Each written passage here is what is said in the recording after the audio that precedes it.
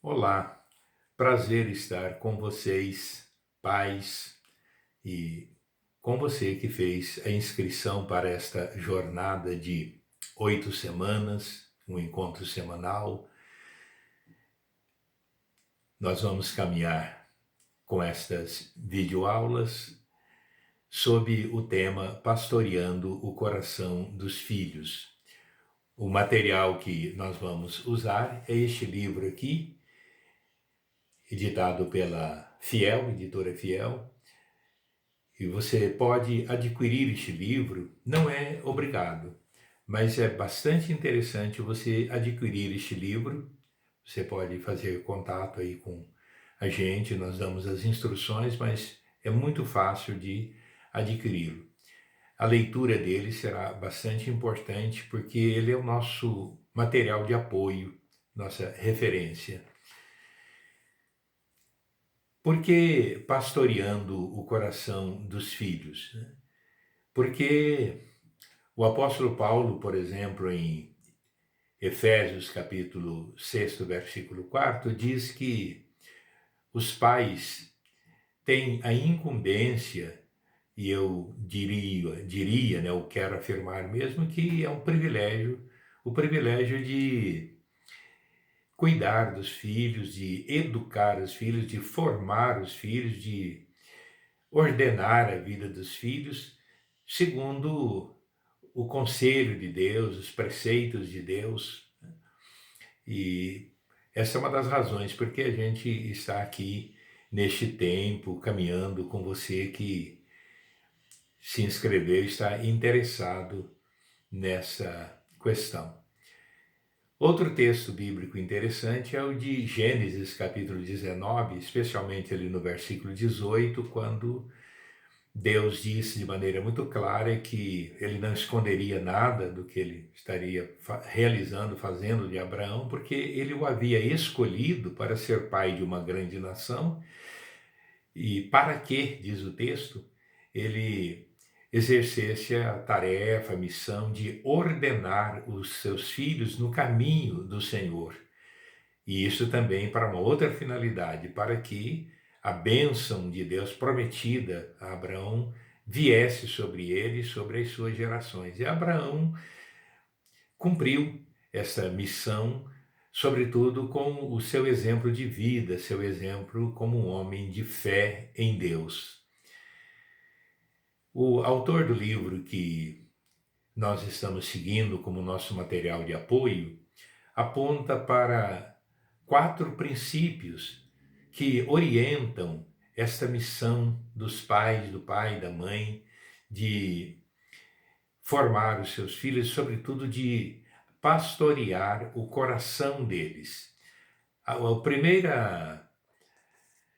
O primeiro princípio que ele aponta é o princípio da autoridade. E a Bíblia é muito rica em nos ensinar sobre a autoridade e a falar da importância da autoridade, que ela existe aí para o nosso bem, em todas as esferas. A nossa cultura está bastante comprometida nessa área da autoridade, e aí o que a gente percebe é um descrédito para com as autoridades e também a tendência da autoridade impositiva, autoritária mesmo, né? E também, por outro lado, a fraqueza da autoridade, principalmente no âmbito familiar, em que os pais se sentem muitas vezes inseguros ou até desanimados em exercer a autoridade, e às vezes os filhos ficam meio que à deriva. Mas a Bíblia ensina com bastante clareza que o nosso Pai tem autoridade, Jesus Cristo demonstrou autoridade, né? Mas a autoridade de uma autoridade gentil, generosa, de servo. Lá em João 13, por exemplo, Jesus deixa isso muito claro. Ele tem a consciência de que tudo estava nas mãos dele, ele tinha poder para exercer autoridade, mas ele prefere seguir o caminho do serviço, o caminho do exemplo, e então ele coloca lá água na bacia, amarra uma toalha na cintura e agacha, né, e vai lavar os pés dos discípulos e mostrar para eles que, sendo ele, né, o Senhor e o Mestre, sendo ele uma autoridade, ele tinha e teve essa disposição de servir.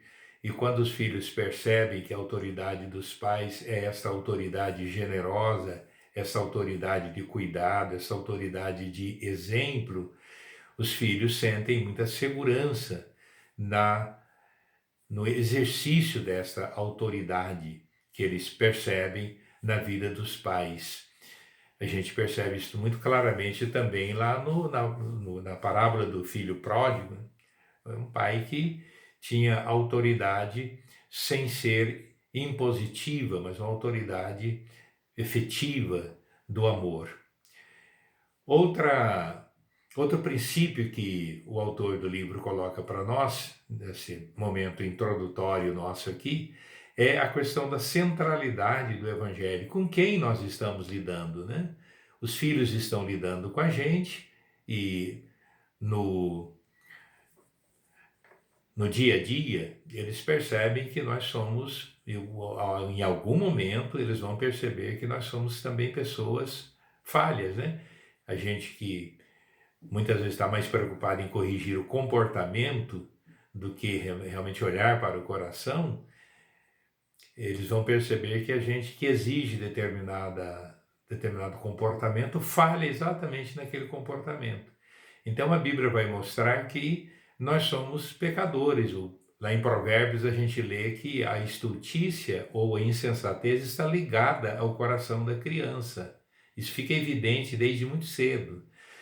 E também Davi, né, quando ele comete aquela falta dele lá, grave, como rei de Israel, quando ele comete aquele adultério, ele ora a Deus, e essa oração está registrada no Salmo 51. Quando chega lá no versículo 5º, ele diz, por exemplo, que ele reconhece ser pecador desde o seu nascimento. Eu nasci em pecado eu fui gerado no ventre da minha mãe, no seio da minha mãe, e o Senhor ama a verdade, né?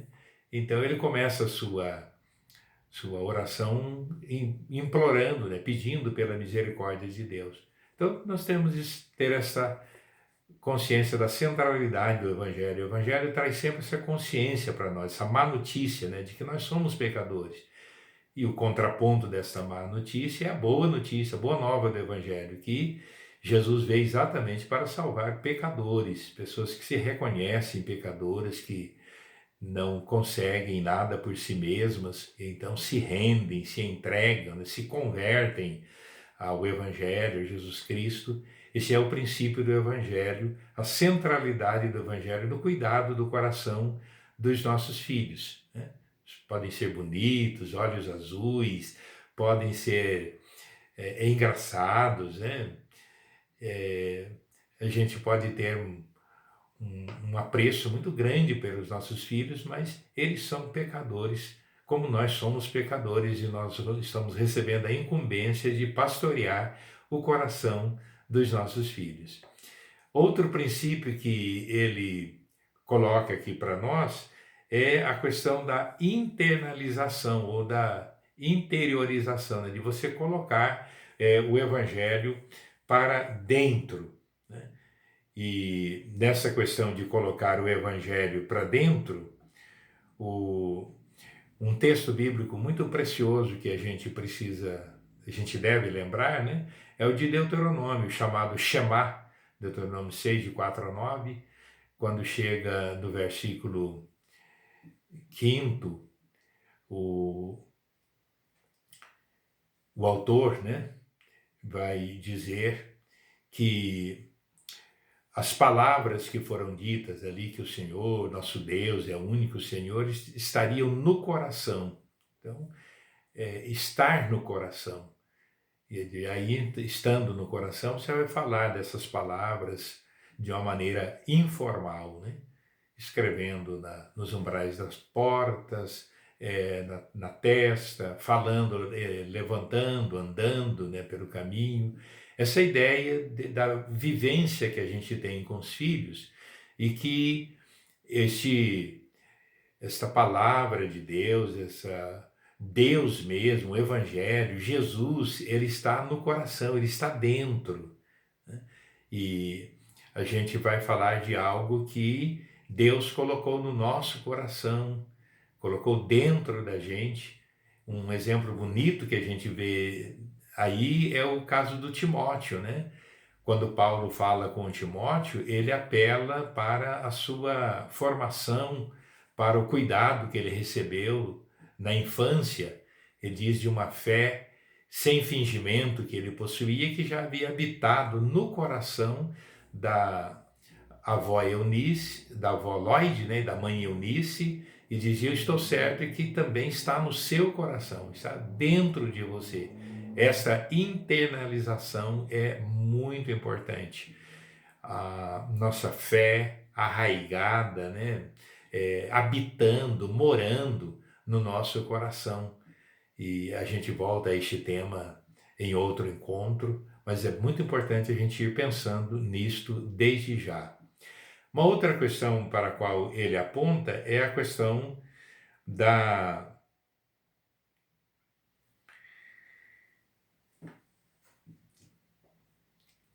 como que eu posso colocar este princípio que o autor do livro traz aqui para nós.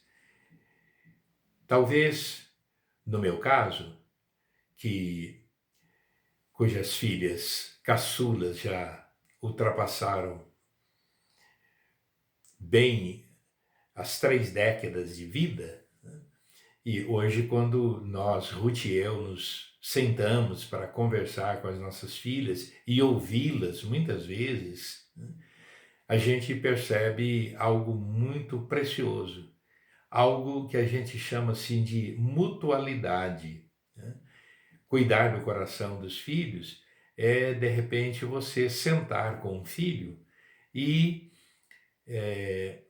ouvir do filho, né, conversando com ele, algo que não parece que você está conversando com um filho, mas você está conversando com um irmão, ou no nosso caso, uma irmã de fé, com as suas percepções, com a sua compreensão, com o seu coração inclinado para Deus, voltado para Deus, né?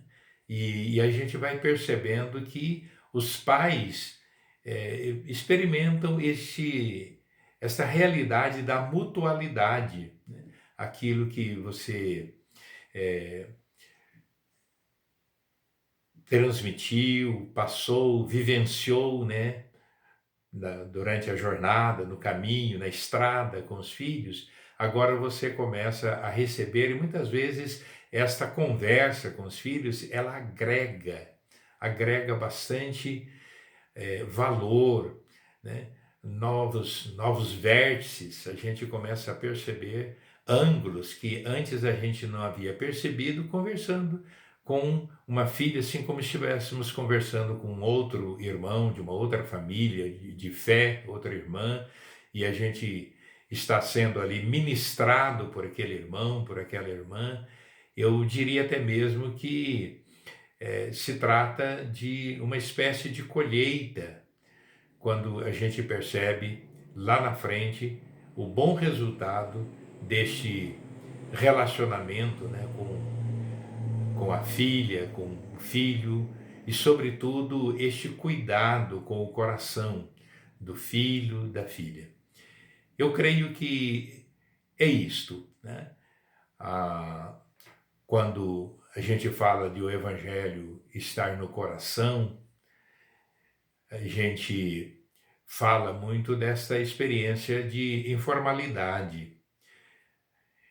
Há uma grande preocupação, muitas vezes, de a gente ser muito formal, até mesmo na educação dos filhos.